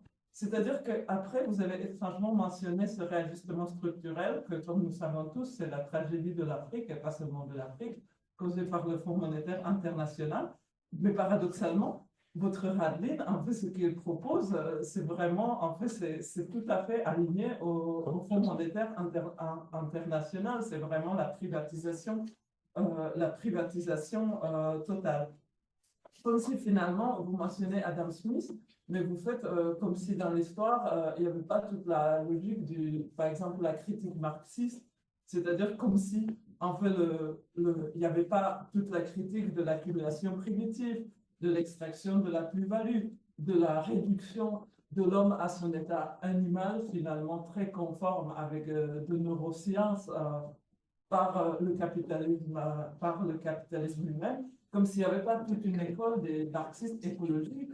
Récemment, par exemple, Kohei Sato, qui vient de sortir une lecture de Marx écologique tout à fait conforme à ça. C'est-à-dire que vous posez le problème, mais après, la réponse, en fait, que vous y amenez avec votre choix, en fait, des exemples, même par exemple, ce Armenas étant accusé de l'écofascisme parce que c'est un autre malthusien qui veut diminuer la population. C'est-à-dire que la réponse, en fait, que vous y amenez me semble un peu mal posée. C'est-à-dire que vous nous amenez une métaphysique, vous nous amenez une éthique, le fait qu'on doit s'occuper de la vache, mais en fait, au nom de quoi on va s'occuper de cette vache? Et en plus, comme si en Afrique, déjà, à Dakar, il n'y avait pas des exemples, justement, historiquement, même avant la colonisation, en fait, de la propriété publique et commune. Par exemple, on peut prendre le cas, déjà, la propriété de la terre, en fait, qui a été privatisée. Les titres fonciers étaient introduits que pendant la colonisation, et à l'origine, jusqu'aujourd'hui, en fait, il y a plein de terres qui sont dans la propriété communale, alors qu'avant, la propriété, déjà, le titre foncier, ça n'existait pas. Et dans l'animisme et dans d'autres pratiques qui ne sont pas exclusives au peuple, il y avait plein de cas, en fait, de biens communs, ou de ce qu'on pourrait dire une forme de communisme primitif. Peut-être pour primitif, ce n'est pas le bon mot, mais en tout cas, communisme primaire, disons, originaire de ces sociétés-là. Et donc, je ne comprends pas, en fait, pourquoi vous nous amenez tous ces penseurs néo-malthusiens comme réponse à un problème écologiste qui est réel, comme si finalement le problème c'était qu'il y a trop de monde et pas la division des biens et l'extraction de la plus-value. Je ne suis pas sûr de les avoir pris comme solution. Enfin, Harding, c'est quelque chose que je critique. Je dis justement que la tragédie des communs, dans une certaine vision de l'économie, mettons, les gens vont vous dire que la tragédie des communs, c'est une conséquence nécessaire de la structure même du monde. Et ce que je fais justement, c'est de montrer que la tragédie des communs, pour moi, intervient uniquement parce que il y a une approche du monde qui est basée sur un certain nombre de postulats. Donc, peut-être que ce n'est pas apparu clairement dans ce que je dis, mais c'est l'argument que j'essayais de faire. Et vous avez raison parfaitement quand vous dites que, par exemple, la propriété de la terre elle-même, elle est, elle apparaît avec la colonisation et elle apparaît avec l'État colonial et post-colonial. J'en ai brièvement, est-ce que j'en ai pas parlé ici, parce que dans mon cours de l'année dernière, justement, j'avais insisté sur cette solution-là qui a été proposée. Par exemple, dans les sociétés, en prenant l'exemple très particulier des sociétés voltaïques et en montrant comment, dans ces sociétés-là, par exemple, la propriété de la terre elle-même est impossible. Parce que ce qui est possible, c'est l'usage de la terre. Et l'usage de la terre euh, a des conditions et il y a dans ces sociétés-là des personnes, les maîtres de la terre, j'en ai parlé même aujourd'hui, qui sont responsables de sortir la terre de son état naturel pour en faire quelque chose d'utilisable d'utilisable soit pour en faire de manière très précise, par exemple, ça peut être utilisable pour en faire une habitation. Il y a des endroits où on peut habiter, on ne peut pas habiter n'importe où et une habitation doit avoir certaines caractéristiques. Et sinon, elle est utilisable euh, pour produire quelque chose qui permet de nourrir sa famille. Et c'est les terres arables, etc., qui aussi ne peuvent pas, par exemple, dans ce cadre-là, être prises, euh, être accumulées. Par exemple, dans ce genre de société-là, il n'est pas possible pour quelqu'un d'accumuler des hectares de terre qu'il n'utilise pas. Si on peut prendre des terres qu'on utilise parce qu'on a un projet agricole, etc. Et ce projet-là, en fait, nécessite d'avoir ces terres-là. Et la personne qui rend cette terre-là utilisable a une fonction sociale, métaphysique qui est telle qu'elle lui permet à lui je dirais attribuer faute de mieux, mais en tout cas de rendre cette terre-là utilisable. Donc, c'est pour moi ce paradigme-là et le paradigme du berger Paul, c'est la même chose. C'est un paradigme du soin qui fait que le monde non humain euh, et le monde humain sont interconnectés avec des règles d'utilisation, d'interaction, de soins qui font que l'homme a une responsabilité sur ce monde-là, mais n'est pas, comment dire, n'est pas propriétaire, supérieur, etc. Je, je ne préconise pas du tout, soyons très clairs, je ne préconise pas du tout euh, une sorte de malthusianisme. Je pense que, euh, euh, en tout cas, si je considère l'Afrique, l'Afrique est plutôt un continent sous-peuplé qu'un continent surpeuplé. Donc, les ressources sont mal distribuées, les gens sont pauvres, etc. Ça, c'est autre chose. Mais quand vous prenez juste le ratio de personnes qu'il y a en Afrique par rapport aux terres qui existent, l'Afrique est sous-peuplée et ça, je pense que c'est juste un fait. Donc, je ne suis pas du tout dans une approche malthusianiste. Donc, peut-être que le choix de Arne Ness est malheureux, mais la chose qui m'intéresse chez Ness, c'est plus sa vision du rapport à la nature et d'un rapport responsable à la nature. Le problème que j'ai, et je pense que ça me permet aussi de parler de l'intervention de Étienne. Étienne pose la question des institutions et de la responsabilité, ou plutôt de la finalité des institutions. Euh, et ça, en fait, dans ma présentation, je, une question que c'est un travail en progrès, donc ça veut dire que je n'ai pas de solution du tout.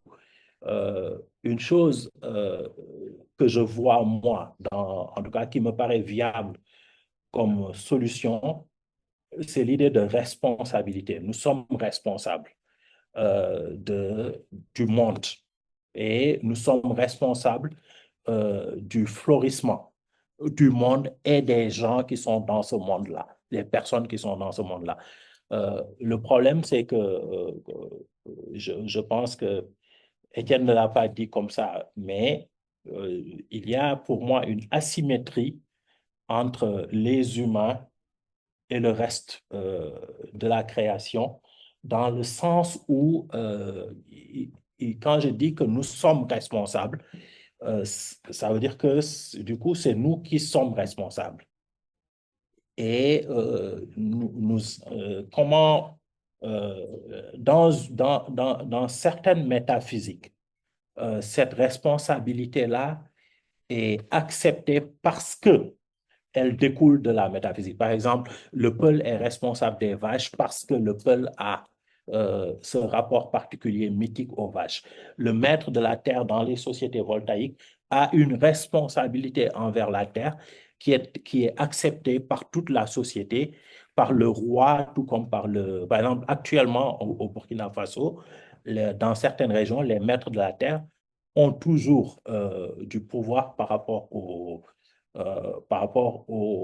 impôts et domaines, par exemple, à l'État formel. Donc, parce qu'il y a une métaphysique qui est partagée. Si nous disons que nous voulons résoudre la crise écologique, je pense que nous ne pouvons pas faire abstraction de cette notion de responsabilité-là.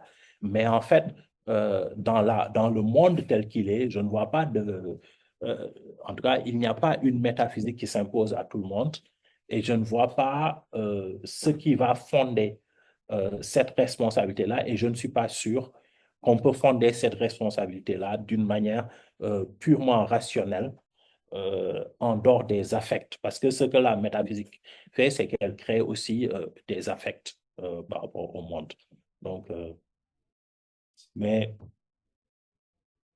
j'y avais pas réfléchi, mais vous avez raison, mon choix d'auteur est très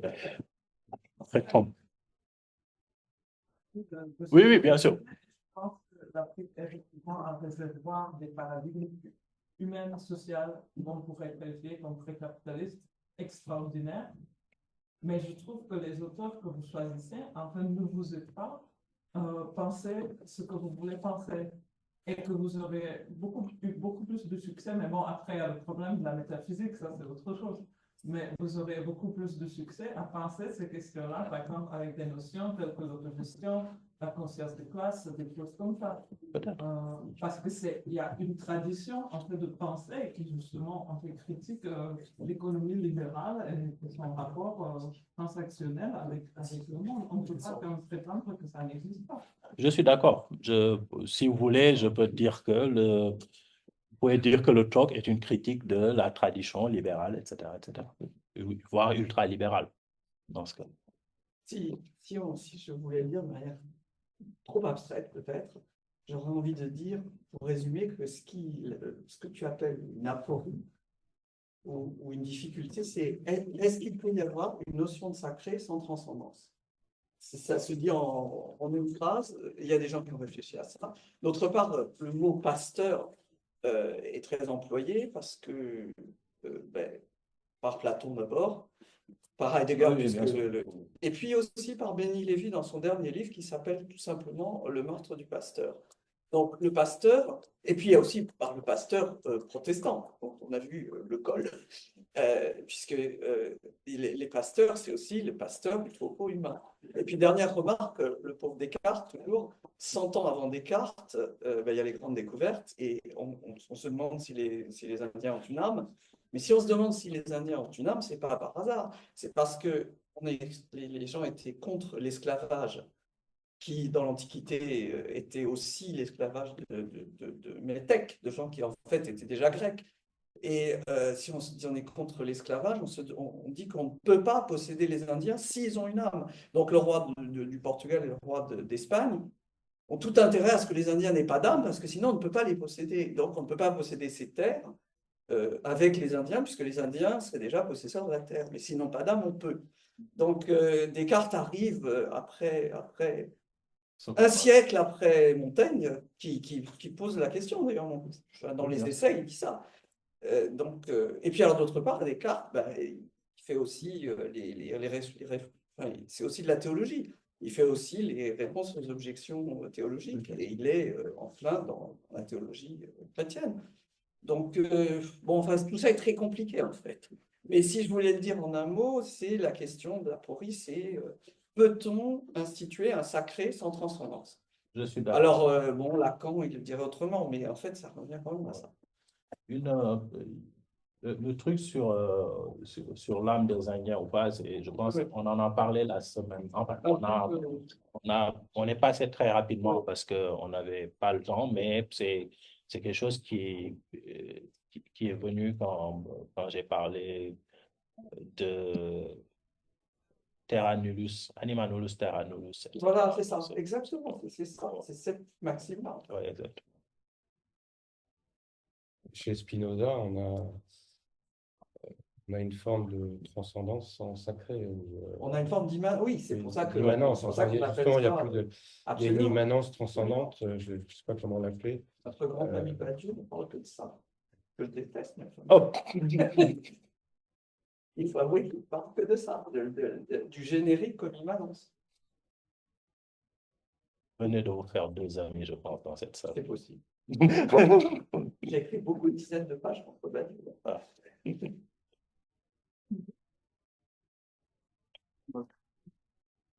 Une question en ligne. Je sais pas s'il y a des gens qui veulent une question, notamment dans le chat. Donc, on a Quentin est-ce que c'est de prendre une question du chat? Oui, tout à fait. Oui, bien sûr. Quentin qui propose la place de l'État est d'autant plus importante parce que l'on parle de la nécessité de coordination entre plusieurs États, CF et minor, post-Rome. Du coup, à l'inverse, comment comprendre dans l'exemple de l'éthique Peul un effort de préservation ontologique sur la base des liens invisibles ou distants, qui par ailleurs, dont les dommages ne seront que dans le futur? Et peut-être une deuxième question de William. Comment ces déterminants sociaux de la santé, comme le logement, le travail, s'appliquent aux bergers et aux bergères Peul? Ou y a-t-il d'autres DSS? Si oui, lesquels?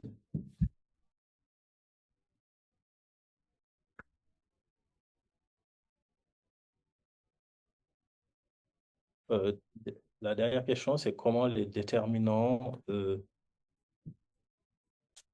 sociaux de la santé, comme le logement et le travail, s'appliquent aux bergers d'État? Je pense que du coup, il y a un type d'habitat spécifique aux bergers et aux bergères. Donc, et, et bien sûr, la question de la qualité de cet habitat-là. En fait, si on prend de manière institutionnelle cette question-là, dans certains pays du Sahel, par exemple, il y a un certain nombre de services sociaux qui sont de facto transhumants pour permettre à ces populations transhumantes-là d'en bénéficier. Donc, ça, effectivement, si soit tu as l'idée que si c'est une société autonome, etc., qu'elle prend en charge ces choses-là, soit tu as l'État en tant qu'institution qui est au service des populations et qui se dit que certaines choses doivent être euh, doivent être euh, attribuées d'une manière qui correspond au mode de vie de ces populations-là. Et donc, ça fait, par exemple, des enseignants transhumants qui accompagnent des populations transhumantes, par exemple. La première question. Qui était, à l'inverse, comment comprendre dans l'exemple de l'éthique Peul un effort de préservation ontologique sur la base de biens invisibles ou distants, qui par ailleurs, dont les dommages ne se feront ressentir que dans le futur? En fait, je ne sais pas si vous m'entendez en ligne, mais peut-être que je peux Oui, je vous préciser ma entends, allez-y. question. C'est qu'en fait, dans l'exemple des peuls, effectivement, hein, l'adéquation Attendez, je vais identitaire. augmenter le volume. Euh, Ah, voilà. Attends, oups, comme ça, je crois. Voilà, vas-y. Ouais, mais alors merci beaucoup, hein, déjà, c'est très inspirant de vous écouter. Et en gros, c'est juste que dans l'exemple des peuls, je sais que c'est qu'un exemple, mais il y a quand même un lien qui est physique entre le peul et son cheptel. Et que dans le problème qu'on cherche à résoudre, au final, un des problèmes, c'est vraiment l'actualisation des coûts, en fait, quand on parle de l'environnement et la distance effective entre le dommage qu'on crée et, et l'impact réel sur sa personne. Donc, comment est-ce qu'on fait pour étendre, on va dire, cette logique de l'éthique Peul aux problèmes qu'on a? En fait, vraiment la mise à l'échelle, on va dire. C'est vraiment plus ça que je me pose comme question. Pour moi, de manière fondamentale, parce que l'éthique Peul, pour moi, c'est juste une illustration. J'aurais pu, et c'est ce que Yann a dit, prendre d'autres exemples, comme par exemple la propriété de la terre ou le rapport à l'appropriation de la terre ou à l'habitation de la terre. Donc, un certain nombre d'activités humaines dans le monde. L'idée dans cette vision-là, c'est de créer un lien avec le monde qui est tel que la préoccupation première est une préoccupation éthique de soins qui est portée au monde. Et par exemple, de manière caricaturale, quand on dit le peuple préfère mourir que de vendre son cheptel, ce que ça dit de manière plus profonde, c'est que la vie du peuple n'est pas plus importante que l'ensemble du cheptel et que, il a des devoirs envers ce cheptel-là autant qu'envers lui-même. Et il a un devoir de préserver ce cheptel-là, par exemple. Du coup, il me semble que dans une telle éthique du soin, euh, pour peu qu'on sache euh, ou plutôt la préoccupation, c'est la perpétuation du florissement de ce dont on a la charge au-delà de nous-mêmes. Et dans ce cas, je pense que c'est quelque chose qui permet assez bien d'actualiser les problèmes futurs pour peu en tout cas de les intégrer pour peu qu'on en ait la connaissance, en fait. Donc, j'espère que c'est satisfaisant. Ok, merci. Ouais. Et juste si je peux me permettre, parce que ça, c'est exactement du coup les travaux auxquels je faisais référence sur Elinor Ostrom qui dit ça en fait, hein, qu'il Oui, faut laisser le niveau de gouvernance le plus bas possible parce que justement, on croit que le florissement que vous décrivez au niveau local additionné va créer un florissement général. Mais du coup, est-ce que ça, c'est quelque chose sur lequel on peut se baser justement oui, dans la diversité des réalités et des contextes de chacun de ces... une des choses sur lesquelles j'avoue que je suis en train en ce moment même de lire Elinor Ostrom. Et l'une des questions, vous le savez peut-être, Ostrom a beaucoup travaillé pour le FAO. Euh, et l'une des questions que je me pose, c'est quel rapport Elinor Ostrom a eu aux populations dont je parle. Est-ce que, par exemple, en tout cas, il y a des similarités entre ce qu'elle propose et ce que je vois moi-même, ce dont je parle, et je me demande si elle y fait référence ou pas, mais je n'ai pas encore suffisamment d'éléments pour répondre à cette question-là. En tout cas, ces inspirations, d'où est-ce que ça vient exactement? Ça, c'est quelque chose qui m'intéresse assez bien. Oui, il y en a. Peut-être une dernière question avant de clôturer la séance dans la salle. Guy, est-ce que tu pourras répéter la question parce qu'en ligne, ils n'entendent pas très bien. Donc, reformuler la question une fois qu'elle est posée pour y répondre. D'accord, OK. Il y en a. Je suis comme embêtée. Si vous devez choisir, vous préférez que ce soit en fait le peul ou son cheptel qui meurt. Si vous dites qu'il doit vendre son cheptel pour se soigner du cancer. Parce que, vous voyez, par exemple, quand on protège la nature, c'est ce que je dis toujours, quand on se sent responsable de la nature, on se sent responsable de la nature pour l'homme. On protège la nature parce que, par exemple, je veux que mes enfants puissent entendre chanter des oiseaux. Il y a encore des oiseaux, des choses comme ça. Mais si, en fait, dans votre discours, implicitement, en fait, vous posez l'homme contre la nature, alors que justement, la réconciliation de l'homme avec la nature, c'est le jeu de marche en industrie économique et philosophique.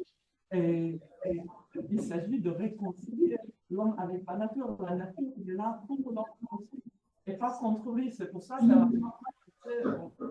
le discours avec l'intelligence artificielle, que comme on sait bien, va bien se passer de nous.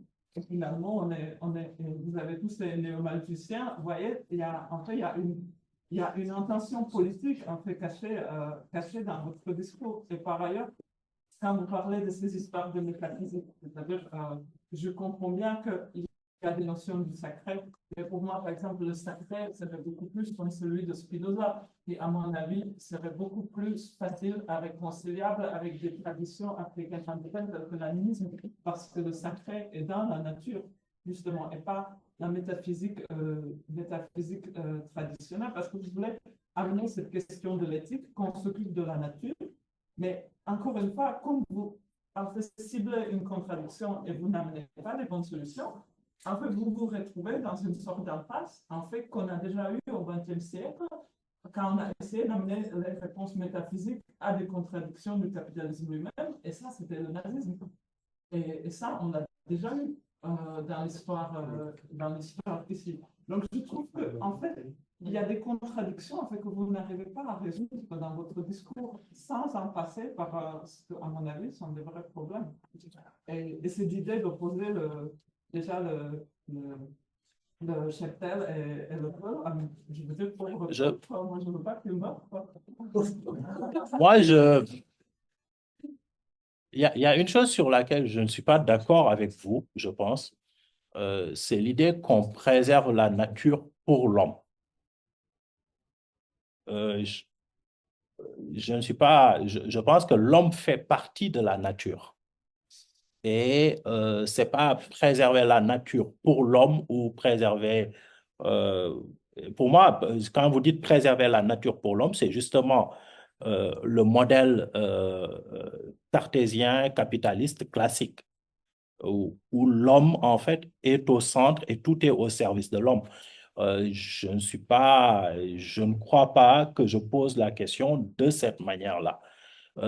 Quand je dis le peuple fait un arbitrage, mettons, et les gens disent l'arbitrage sera toujours qu'il ne va pas, vendre son cheptel pour éviter de mourir.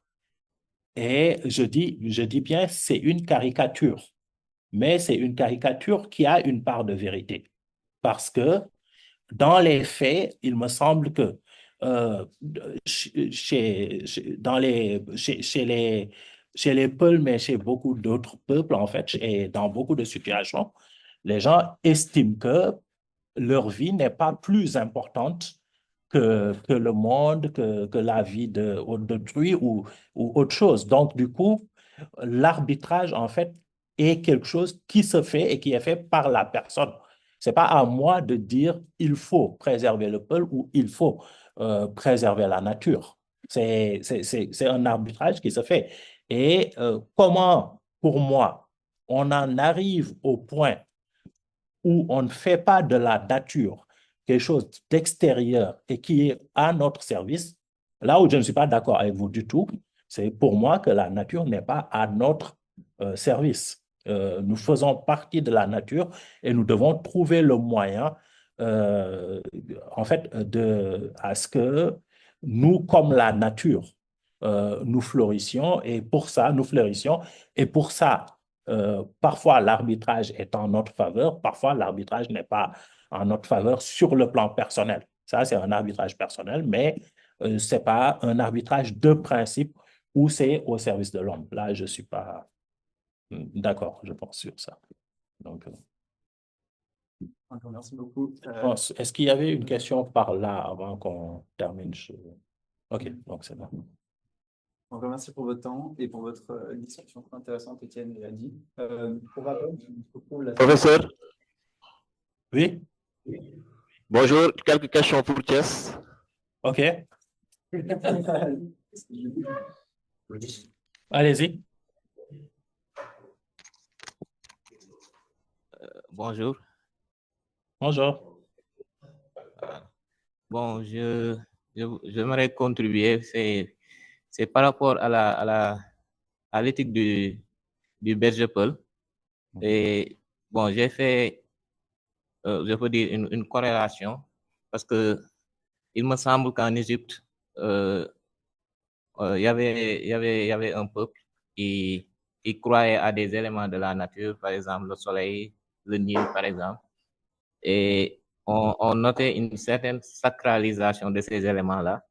Bon, je me demande si les religions, pour ne pas dire l'islam, parce que et le judaïsme, n'auraient pas participé à une désacralisation de ces éléments-là de la nature et auraient poussé l'homme à raison ou à tort, ou par exemple à une malcompréhension de leur religion, par exemple, à ne plus sacraliser ces éléments-là et à ne plus y donner une certaine importance. Merci.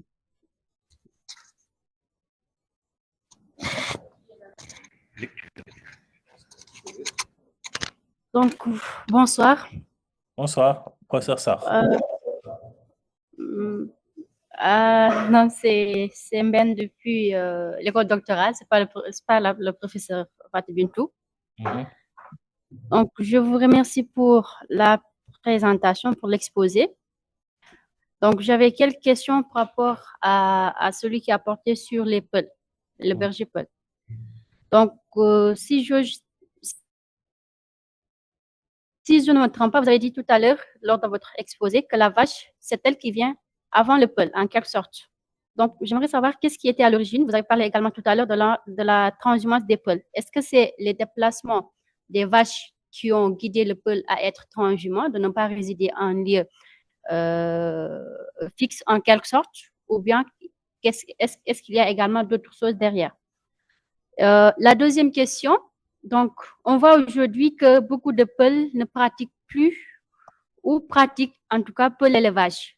Donc, auparavant, d'après en tout cas la réalité, on sait que les Peuls avaient comme principale activité l'élevage. Et actuellement, on les voit presque dans tous les domaines. Donc, ils sont dans les études, ils sont dans tous les domaines pour ne pas tous les citer. Et maintenant, qu'est-ce qui est à l'origine de cette découverte d'autres domaines des Peuls par rapport à leur activité initiale. Et aussi peut-être une question qui n'est pas, je dirais même totalement dans votre exposé, ou bien qui sort de l'exposé. Est-ce que vous pouvez nous dire en quelque sorte qu'est-ce qui pourrait être à l'origine du cousinage entre les Peuls et les Sérères? Parce que c'est une Sérère qui parle là. Est-ce que tout est lié à la vache? Ou bien comment est-ce qu'on est arrivé à ce stade? Donc, c'est ce que j'avais comme question et merci beaucoup. Professeur Ba, deux dernières questions rapidement. On vous félicite d'abord, vous, pour votre présentation et la discussion menée par le professeur Étienne Cochelin. Nous voudrions un peu revenir sur la tragédie des communs. Tout à l'heure, vous disiez que, entre guillemets, j'ai intérêt à me servir, mais je n'ai pas intérêt à l'en tenir. Est-ce que quelque part, cela n'interpelle pas notre engagement citoyen, notre engagement à servir dans la communauté, quelque part? Ça, c'est la première question. La deuxième question fait allusion à Tolubourg. C'est un peu ancien, Tolubourg. Mais moi, je fais directement une projection aujourd'hui lorsqu'on parle de Mbedoubourg. Mbedoubourg, là, pour ceux qui comprennent le Wolof en réalité. Aujourd'hui, est-ce que cela n'entend pas également notre capacité à gérer le bien commun? On vous remercie pour votre attention. D'accord. C'est bon? C'est bon, oui, c'est bon pour Thiès. OK, merci Thiès. Je suis d'accord avec vous. C'est que sur la tragédie des communs, je pense que quand quelqu'un comme Harding, par exemple, va dire que la tragédie des communs est un mécanisme nécessaire, une conséquence nécessaire de la nature humaine. Je pense que la nature humaine n'existe pas vraiment. Ce qui existe, c'est des sociétés, des cultures, des éducations, etc. Et en fait, selon la manière dont on éduque les gens, selon la culture qu'on développe, selon les choses qu'on met en place, on peut se retrouver dans une situation de tragédie des communs ou bien on peut ne pas s'y retrouver. Et après, bien sûr, il y a la question de la coercition et la question des institutions qu'on met en place pour obtenir les résultats qu'on veut dans une société quelconque. Donc ça, c'est une question qui se pose et effectivement, c'est quelque chose qu'on peut appeler la citoyenneté, par exemple. Sur la question, est-ce que la vache qui vient avant le Peul et les déplacements de la vache qui sont à l'origine de la transhumance, c'est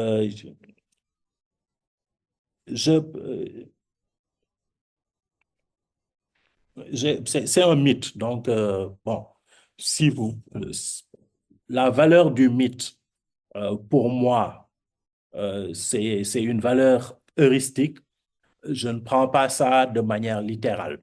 Mais quand une société décide que, par exemple, l'animal est né avant l'homme et que l'homme est là au service de l'animal, elle est en train, c'est pas la même chose en tout cas, et Yana va détester ça, que quand une société dit que tout est au service de l'homme et l'homme est au-dessus de tout et peut faire ce qu'il veut.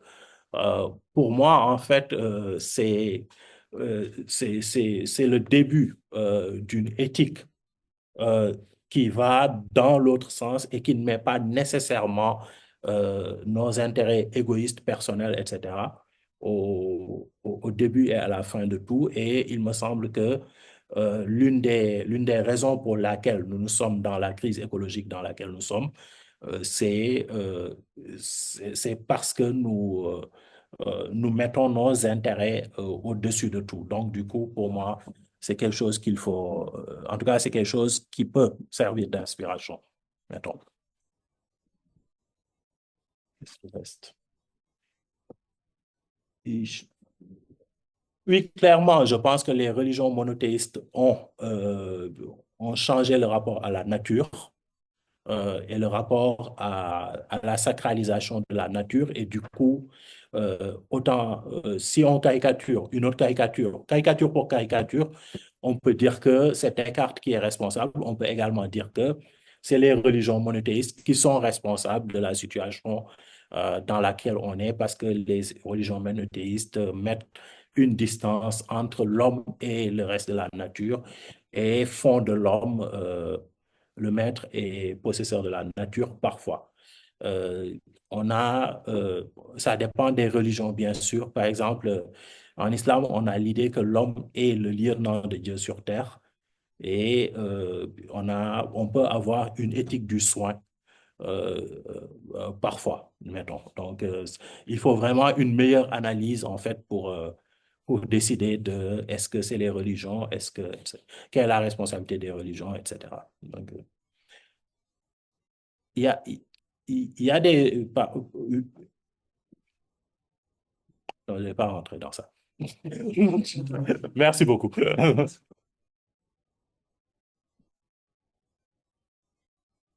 Donc, on clôture cette séance. Encore merci à Adi et à Étienne. Donc, la semaine prochaine, ça sera l'inverse. Donc, ce sera une présentation. Dans 2 semaines. Dans 15 jours. Pardon, oui, il y a les vacances. Heureusement. Donc, dans 2 semaines, ça sera. Merci. L'inverse, voilà. Et, merci pour votre attention et bonne soirée. Dans 2 semaines. Merci.